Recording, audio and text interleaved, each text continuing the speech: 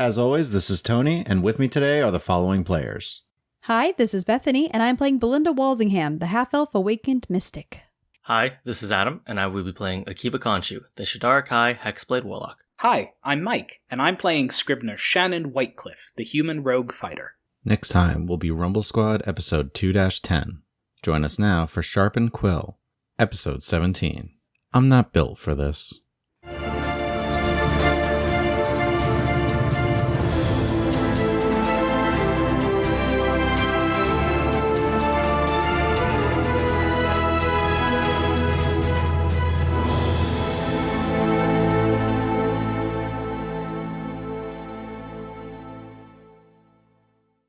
Last time, Akiva met with a performer from Solana who, after sharing stories, invited Sharpened Quill to his performance that evening. Meanwhile, Scriv and Belinda wrapped up their research on the gods and the Zumyar dynasty before the party reunited, where they decided to enjoy a nice meal at a local tavern and book a room nearby before heading to see the show. And you're headed towards the Topaz Flail. What time of day is it? Sorry, it's like dusk. It's evening, yeah. I don't know what time our performance is, so I don't know how long we have. You have about an hour. So, you guys arrive at a large building of timber and brick walls with a red tile roof. You walk in and you notice a collection of exotic drinking vessels that rest along a long shelf. It seems pretty quaint room, and you do notice a young human woman standing kind of by this little countertop, right by a set of stairs that lead upward. And she's just going through a few tomes and seems to be reading. When you walk in, her head is completely buried in the book. I am similarly buried in a small booklet of my own notes, still trying to piece together what we've been researching all day. I will walk up to the counter. Good evening. Sorry, we didn't mean to frighten you. She closes her book and puts it on the counter. Sorry, just reading an interesting story. What can I do for you? What were you reading that captured your mind so intensely? She pulls it up and says, Tales Beyond the Veil, Thoven in the Shadowfell. It's okay. We were just curious, really. Are you a fan of Thoven Arborshade? Yeah? Who isn't? Can I observe the pile of books that is around this young lady? You kind of, as you get up to the counter, you notice there's like several tomes poking out from under the counter. So she has them all like stacked underneath. Are they all Thoven in the blank?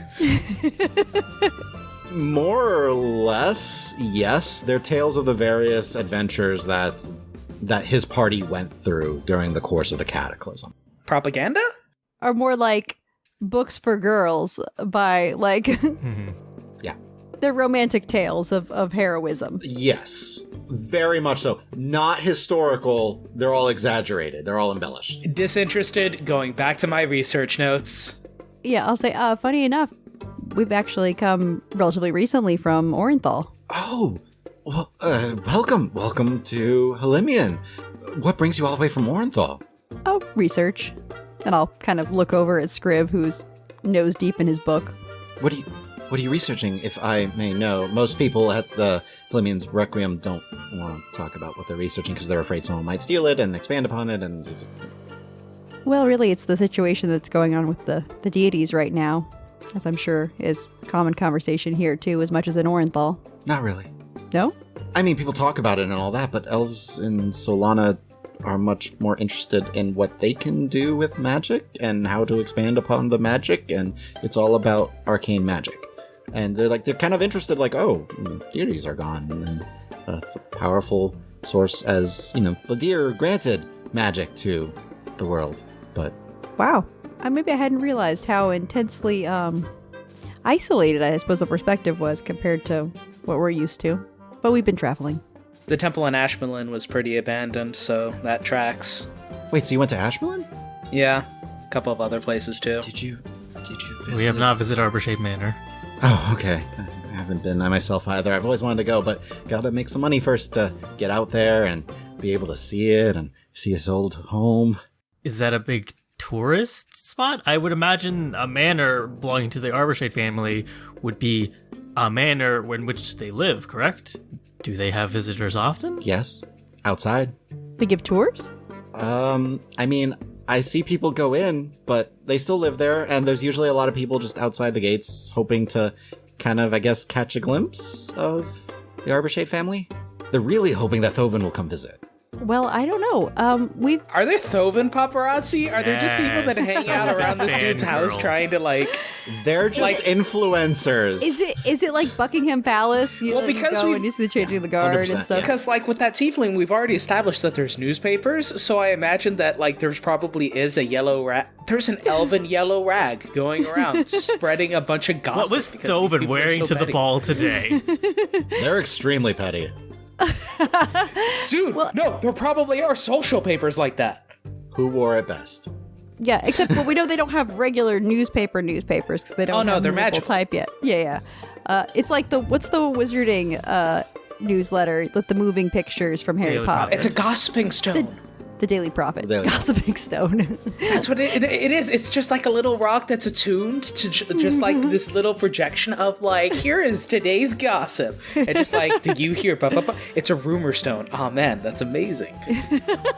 Besides, it's amazing and in the world already. Man, I agree. Why not? Sure. Sure. I'll do a quick telepathy conversation with the group.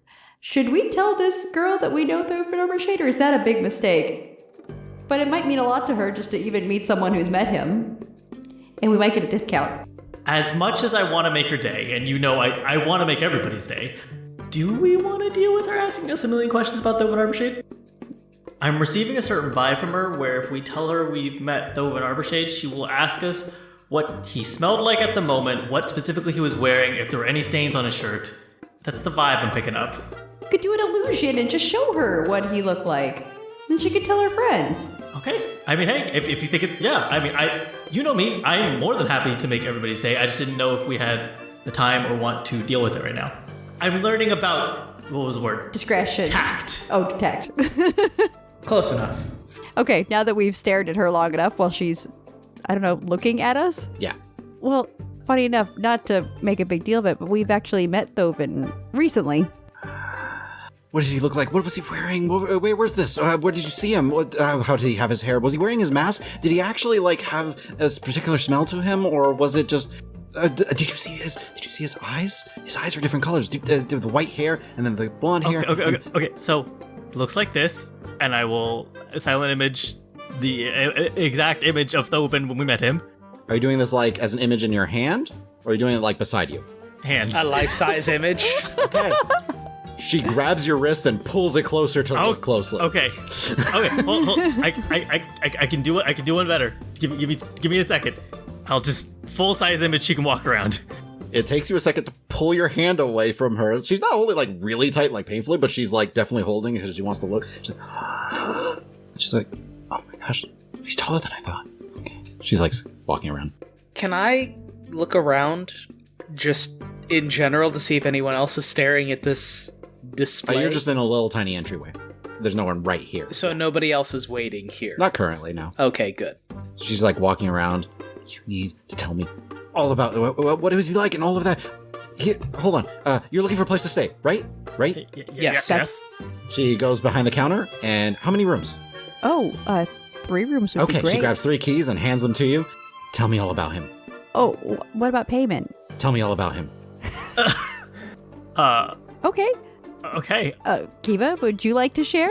You're probably, more expressive. Paint a picture. I can't tell you how he smelled. I haven't, I didn't focus. Clean? Clean. Okay. Clean. That makes sense. Demeanor. Probably prestigious. Very well poised, I would say. Okay. It might go easier if you just barrage me with questions one question at a time, so I can actually answer them. But if you give me the questions, I may be able to answer them. May I pick up Akiva's pack, take his key, and begin taking his stuff up into the room while he is busy talking to this attendant? Wait, but you met him too, right? Oh no. I want to hear your thoughts. I want to hear everybody's thoughts. Wait, he was tall? Did you see his scars? Did you see his scars? Were they beautiful? Was they hideous? She sneezes. She's so overwhelmed, she sneezes. Yes. There were scars, Let's and they were... let's let him put the stuff away. So for scars, I would say they were hideous in a beautiful way. As you can see thusly. Yes. And I'll point at the image. And then now with mask off this time. Okay, so there's the veins and the blackened lines. I'm gonna, other hand, go. Yeah. And I will sneak off to put our things away before I get pulled into another discussion. Have a quick introvert moment to reset. That was a lot. Yeah. Am I staying with Akiva? Does Akiva want me to You can stay? stay. I guess I did get us into this. I'll stay because I want to make sure you don't overshare because she's hitting you with so many questions. We have some things we can't talk about. Okay. We can just summarize, but she's going to ask, tell her every detail. We tell her everything visual or like sensory that we experienced, and then our impressions, but then nothing further about what we talked about. She'll be okay with that because she's going to ask, what does his voice sound like? Can you create a mimic of his voice? Can you do this? Can you do this? Could Akiva do a Thoven impression? Yeah, minor illusion, right? It can't do voices. No. I want Akiva to do an impression of Thoven. Like with performance. I will attempt to do an impression. I would like to basically give an impression of Thoven telling the tale of his defeat of the Shadow Dragon. Ooh. Roll performance. 14. You see her kind of wobble on her feet a little bit. Whoa, are you okay? Yeah, that's what his voice sounds. I'll just say, sorry, why are you so drawn to Thoven? You're from here in Helimian? Yeah. I was born here and have been kind of running this little inn for most of my life with my parents, but now I take care of them. Oh, are your parents older? Yeah. So Thoven? He's amazing, isn't he? Have you? And she pulls out Beyond the Veils. Have you read these books? I prefer academic papers mostly and historical tomes. But they're historical, aren't they? May I return at this point? Yeah, you walk down as she's showing off from Beyond the Veil, and she'll flip through. You'll see their little drawings of battles and amazing things. Shirtless Thoven. Do I see Scriv about to chirp up about this? Yes. She'll flip through and pull another one, and you see it's drawings of the Thesson Kingdom. It's see, this is the battle. It talks all about it, and you see every single character has their hair blowing in the breeze, even though they're underground in a tunnel. And is she just flipping through the books and just pulling them out one after another and showing them? As she's putting one down, I would like to pick it up so while she's going on her tirade and just. Are you trying to be quiet about it, or are you just grabbing it? Yeah, just be quiet about it. Polite. Roll sleight of hand. 15. So as she's putting one down, you see her reach for another one and turn, and at that very moment, you slip one of the books out. This one in particular seems to be a story on his travels to the very peaks of the Cragged Peaks, which is the mountain range where the Thesson Kingdom resides, battling a series of dragons that have been attacking and harassing the people there. You know of no historical evidence of this battle ever taking place. There was something similar, but it was underground and dealing with a lot of undead, and not a very exciting adventure, more just you heard stories that Thoven had helped to gather them in, and Barax the sorcerer had done a couple of, careful spells and some fireballs to help wipe people out. It was quick, nothing extravagant, but it was efficient. This doesn't seem feasible at all. What do you mean feasible? Isn't there a dragon just at the edge of this tunnel? Why would they be having this conversation here? When you have those intense moments, you have those seconds. Those words just pass so quickly. She just stares at the book she's holding. Well, of course. Sorry, we tend to be so focused on facts, but that's okay. Looking over at Scrib, little shrug. I don't know what to do with this. It's art. It is very nice art. I'm sure that the person who wrote them put forth a lot of effort. Who wrote these? Flip to the back of the book about the author. Julian Stone. The start of Stone's new series is realistic and edgy, with an overworld perspective, as well as warm characters and an appealing small empire feeling. He'll put the book down. Yeah. When you pull the book down, she kind of slides the book back over to her and kind of gives you a little bit of a disappointed expression. Not disappointed, but just she's a little bit sad, I don't like the book. No, it's much better than others that I've read. There was someone that I knew. Good, right? It's much better than anything that my associate Bistan has written before. Oh, it's nothing like Julian Stone's work. No. Sure. It sounds very compelling. Exactly. I'm so sorry. I've been haranguing you with questions for the past several minutes. You should probably put down your stuff. Wait, where's your stuff? We travel light. Oh, okay. Good say. And let us pay you something for the room. Yeah, we can't just take it for free. 5 silver for all 3. I'll put down 5 silver. Scrib would probably, out of just morbid curiosity, ask for more details about these books. She will start telling you all the stories that are in the books. And she said, so I don't know if you've really got into it, but it all starts with, and she starts to go through it's this one, A Party Meets. So we're gonna go to our rooms. You guys have fun. Scriv, we will see you in about 10 years after you're done. She has not stopped talking as she's just going into how, like, Thoven eventually arrives at the Pestle Kingdom. I'm so sorry. What was your name? Lena. Lena. Well, I know you haven't even talked about ships yet, and that sounds very important, so I wouldn't want to... What do boats have to do with... No, not those kind of ships. Okay, so everyone really thought that Gertis and Thoven might actually have a thing together. I don't know if you were aware of that, but there are amazing... she was so powerful, and he is so powerful. As fascinating as this is, I think we're gonna have to steal Scriv away. We do have a show we're gonna go see. So, I'm so sorry. We can talk at another point, if we have the time. Pulling Scriv away. I'm not resisting Come on, at all. to the rooms. But I haven't even told you about the potential... I know, I'm sorry, but we have to make the show time. I'm so sorry. A wizard woman, and then there was, It's all very fascinating. Goodbye. I'll minor illusion Thoven's voice saying goodbye. Lana. You hear, like, a hand, like, slap the desk for a second, and just like, oh, okay. Thank you, Lana. And we make our getaway. So what it's like talking to me. No, nothing at all like that. Right. You hesitated. You hesitated. Oh, sorry. Of course not. I haven't heard about you shipping any famous historical figures. So you keep saying that word, and I don't think it means what you think it means. I don't think it means what you think it means. Boats? No. No. Oh boy.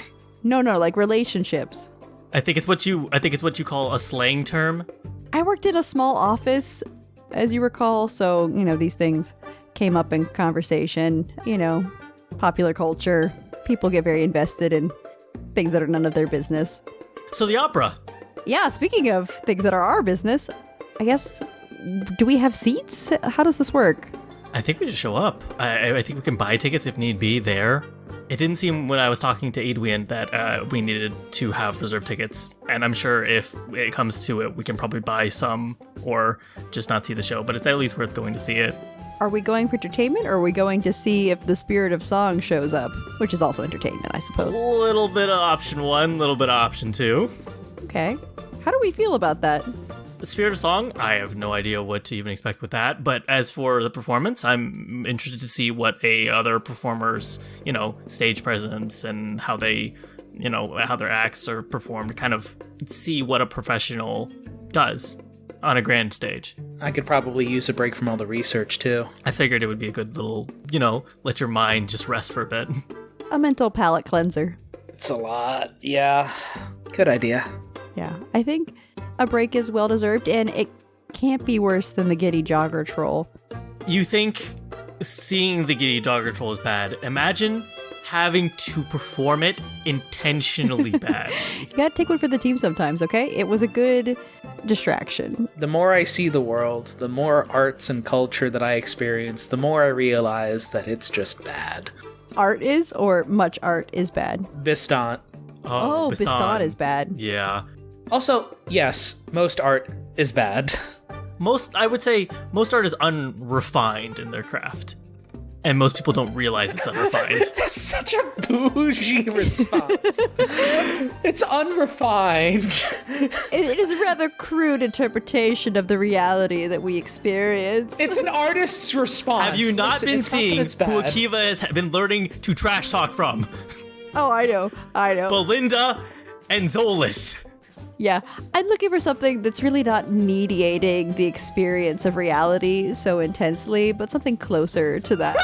Just like, just trails on with nonsense. It starts talking about these things being postmodern or post-cataclysm and, you know, how it really changed the, yeah. I haven't played Cataclysm in forever. We haven't had time, yeah. Oh, yeah.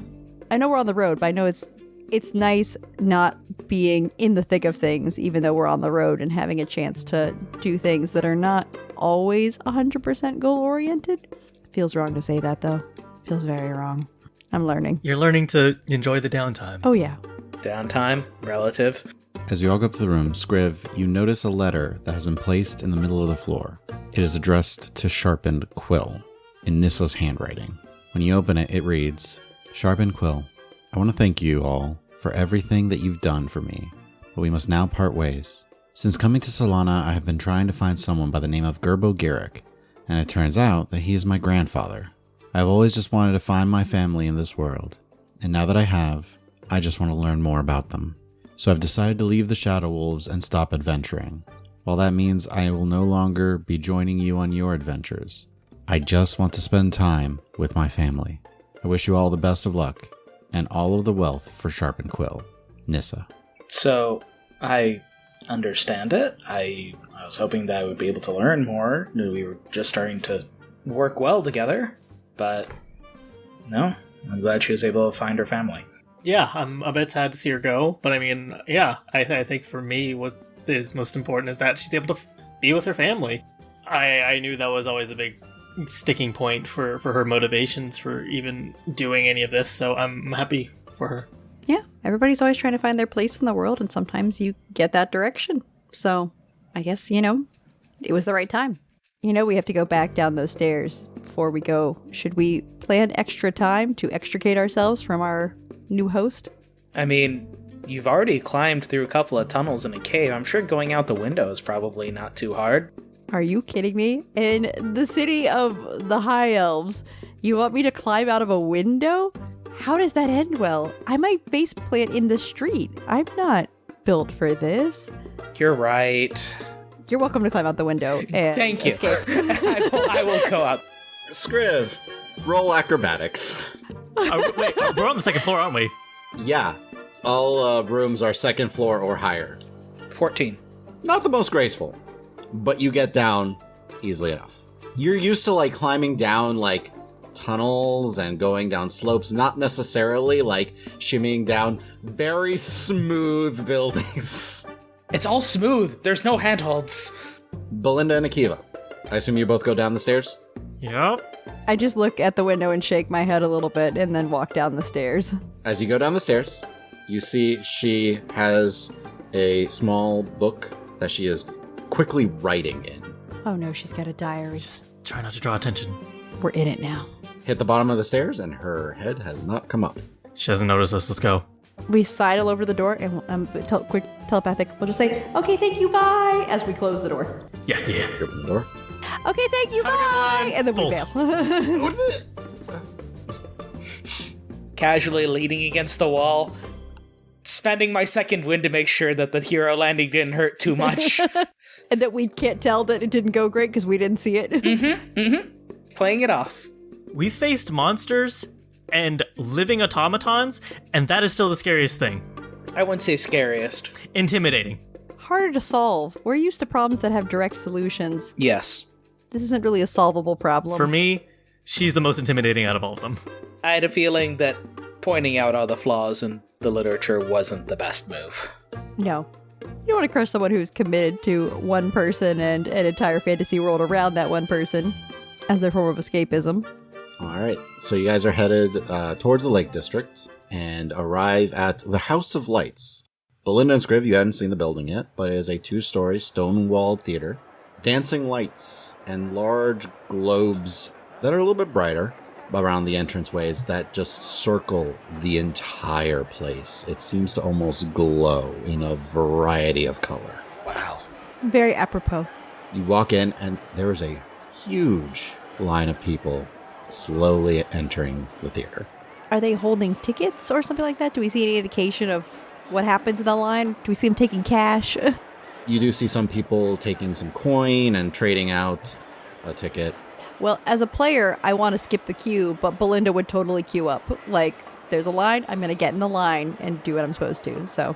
Akiva, you're wearing what you wore before, right? Yeah. After a couple of minutes, you see someone, an elven figure, kind of approach you guys and go up to you. Akiva's like, you may proceed ahead. Adwin has spots reserved for you. Excellent. Thank you. And he will turn and start to walk towards the theater entrance. What is security like here? There are guards everywhere. Because of the Spirit of Song? They are waiting to see if the Spirit of Song shows up. Guests are expected to check any weapons or wands they have at the door. You do see directly past where that counter is to get in, there are several guards that just seem to be like pointing wands towards people and gesturing like to show weapons or anything that could be dangerous. Am I allowed to bring my weapons in? You see people walk in with weapons. They just seem to be tallying like what they are and doing quick inspections on them. Okay, cool. We submit to any inspection. You do see they seem to have a wand of detect magic as well as they kind of like look through your stuff. Quick question. Did we bring our bag of holding with us? And if so, who's carrying it? I know you're usually carrying it. I'm usually carrying it, but I just wanted to double check because I don't want to be the only one who's a lady with a really big purse, but you know. Sorry, hold on. I got a lot of stuff in here. Phone charger, backup water bottle, bottle of sunscreen. Do we store it in bag until... Probably should. I would like to keep weapons on my person. Yeah, but you can actually carry them on your person. I don't like stash a spear on my back. It's not very Belinda, so. Can I use it like a walking stick? Is that weird? No. Okay. It's been so long since we dealt with stuff that I'm like, what do we do with our stuff? I figure we're going into a large performance space. What's security like? Plus, I mean, we live in a world where there's people that can literally just cast fire from their hands. So maybe having a sword isn't the most dangerous thing in the world. Also, this is a place that most people are more concerned with the magical capabilities of those around them than with the martial. That makes sense. My swords are quaint. They look at the various weaponry you have on your person and then allow you through. And you find yourselves at some seats that are just a couple rows back from the very front of the stage. Oh, Wow. How much of a conversation did you have with this performer, Akiva? We just kind of talk trade a little bit. You know, how he performs his illusions, how I perform my illusions. You've shop talk with people and they've never given us such great seats at a theater. I'm in the wrong line of work, I guess. I guess, yeah. I mean, I'm not used to this either, so... Is there anything I can glean from the staging, from how everything is set up? Can I see trapdoors or any sort of, I guess, stage accoutrement from where we're seated? Roll perception. Walking up, like, as you kind of just initially passively look at things, you do see, like, a couple of what might be trapdoors, but what did you roll? 22. The way I figure it, while they're discussing, well, what did you have to do to get us box seats here? This is probably the largest theater Scrib has ever been in. So trying to piece this together, especially when compared to like the small community theater stuff over in Varipol, this is huge and different. As you look, you see there are several instruments kind of scattered to the sides of the stage. There are what look like mountainous backdrops, but you kind of can glimpse off the sides that there are other set pieces set to switch or shift depending on the scene. Up ahead, there's several catwalks, as well as several what look like sandbags to help regulate moving the curtain or other set pieces that they might have. There's definitely at least one trapdoor that you see close by, and you're fairly certain you see another one a little bit further back on stage. Okay, cool. Is there any music playing as we come in? There's not like an orchestra pit. Currently, no. Okay, so it's just the hubbub of the crowd around us. So you just hear people like chattering and mumbling. Do we look like we belong here? Do we seem out of place? You specifically wore things that were like normal. There's the people closest to you are definitely wearing some fancier clothing. I was curious. Are they like dressed like royalty and we're dressed like we're going to a nice party? No, the ones that look more like royalty you see up towards the higher levels in little secluded. Yeah, there's boxes. Gotcha. So that looks like royalty. However, the seats that you do have, definitely they spent some coin on those tickets. I'll just nod at anybody's eye line I meet as I'm just sort of glancing around. So you guys all file in, you get to your seats. After a little bit, the chatter slowly starts to die away. The lights directly around the stage start to dim slightly. Music starts to build slowly. A soft note. And as this happens, you see several figures suddenly appear onto the stage, start moving, weapons in hand, full armor. They look undead. They start slamming swords against shield. You hear a clattering of sound. Scriv, the sound is slightly off, just slightly, as if there's two different effects occurring at this time. Okay. They slam again and again like they're riling up. The music starts to increase in sound. And then suddenly, coming from backstage, you see a human figure, dressed in chainmail, wielding a large halberd. As he starts to approach the undead army in front of him, he slams the halberd on the ground once, twice, 3 times, and the undead charge him. He swings and twirls and flips, slamming the halberd, using it as a pole to help vault over several people. The music continues to swirl. He slams the halberd on the ground, causing what look like sparks to shoot up into the air, sending several of these spectral images of undead just to scatter into dust around him.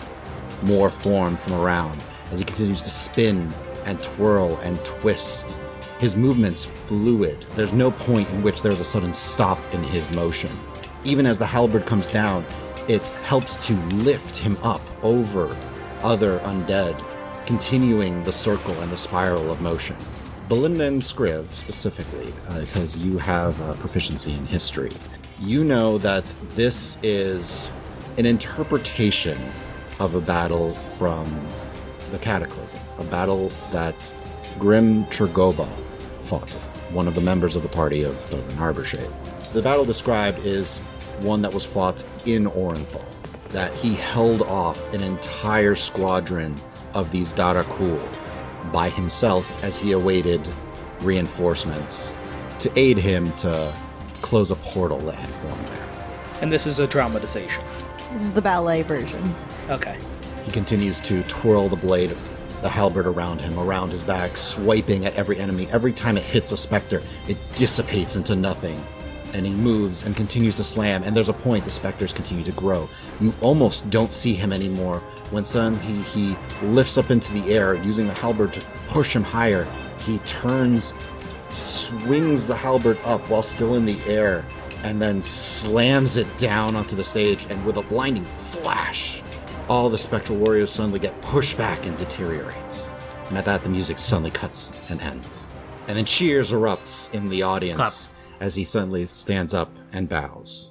Thank you. Thank you so much. His voice suddenly much louder than it really should be as he approaches the very edge of the stage. Thank you so much for enjoying the first act, the battle by Grim Tergoba within the city of Orenthal, the battle for reinforcements. Now, I have something I want to do a little bit differently tonight. I had plans for other acrobatic feats, shows of the great skill that I have. But tonight, well, I met someone fascinating today. Alarm bells. I am a performer of the Vremer Empire, and I've come here to try and share my stories with all of you. I found another performer of the Vremer Empire that I would like to invite on stage, and he gestures towards where you are sitting. Telepathy. Akiva? What did you get us into? I didn't know. Akiva, would you please join me on stage, and we can show the types of stories that the Vremer Empire can give others. Sure, I will kind of sheepishly, very surprised still, stand up and make my way to the stage, kind of giving a quick glance back to Belinda and sort of like, He offers a hand to help you up to the stage. I will take it. While this is going on, can I take in the armor that he's wearing? Is it actual armor? Is he using real weaponry? How much of this is real and how much of this is illusion? Because I was picking up on bits of it being out of sync before. The spectral images, the music is actually being performed. You do notice a couple of people to the sides kind of playing various instruments. The specters, of course, were all illusions. The sounds were illusions. The flashes and sparks were all illusions. The halberd itself, the way he's using it, looks real. The chainmail might be elven, because it seems he's moving far too fluidly for it to be a regular chainmail. It's way too light on him. And he clearly knows what he's doing from that choreography. Yes. Now, whether that's just because he's an expertise in these two particular things, or if he's actually super skilled. Yeah. The fact that I can't tell the difference is raising a couple of alarm bells. Yeah, I might use an ability just to get a little bit of info. I'm gonna go ahead and use my View Aura ability. That gives me, if he's under any magical or psionic effects, which I assume is probably yes, HP total and basic emotional state. I'm gonna concentrate on that for now. So, you sense a magical effect. There's no HP. I grabbed his hand, though, didn't I? You felt a hand, and it pulled you up. Is there an emotional state, or is that also... There's nothing there. He's not there. Quick telepathy to the group. He's not real. Are any of us really? The keep gets super deep. But like, what does it mean to be real? What is the nature of reality? Belinda, since you were doing that aura, when he goes to reach for Akiva, you saw a sudden other magical effect there that appeared. On Akiva? That space of where he's supposed to be. So it's as if someone is using a lot of magic to make it look like he's really there. I really gotta learn from this dude. Akiva's takeaway, man, this dude is awesome, Dude, man. think of how many effects he's stacking on top of each other right now. Magica. Meanwhile, why? For the show. So he invites you on stage, and there's a brief point where he kind of just like leans into you and whispers the modification to his voice gone. He just goes, "Now you said you do dances. Illusion magic. Would you prefer illusions or dances for this next bit? I'll let you start us off." I'm a little bit stronger with illusions, I guess. All right, you start, and I will choreograph my acrobatics accordingly. Sure. A battle, if you don't mind. Throw something at me, whatever you've got. And he just smiles and kind of like takes back. Now, good people of Halimian, Akiva and I are just but two messengers for the arts, for our stories. We are representatives of our cultures, envoys, if you will. And as such, should we not deliver a fantastic performance for these fine people, Akiva? And he gestures out to the crowd. Yeah. So, as a fellow performer, I do enjoy taking the cues from you. So, if it is not too much of a draw, I would also like to tell my own story. As I am over 300 years old, I have a little bit of experience with the Cataclysm myself. Oh, well, very good. Let us begin. And he takes a couple of steps back and twirls his halberd, and then kind of just bows slightly as if waiting. And that is where we're going to leave this episode for today.